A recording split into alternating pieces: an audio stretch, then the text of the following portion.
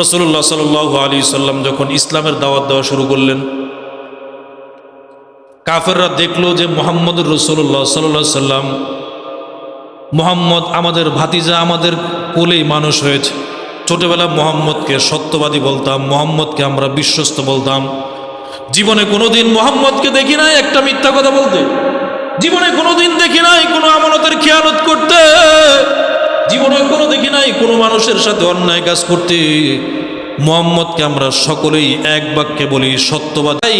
রাসূলুল্লাহ সাল্লাল্লাহু আলাইহি সাল্লামের সেই মুখের অমিত্র বাণী, তার মুখের সেই মধুর বাণী এবং কোরআন তেলাওয়াত শুনা সাথে সাথে মুসলমান হয়ে যেত, সুবহানাল্লাহ। আর যারা মুসলমান হতো না, তারা অন্তত পক্ষে এটা স্বীকার করে নিত যে মুহাম্মদ যেটা বলে সেটা ঐশী কালাম। সুবহানাল্লাহ পড়েন।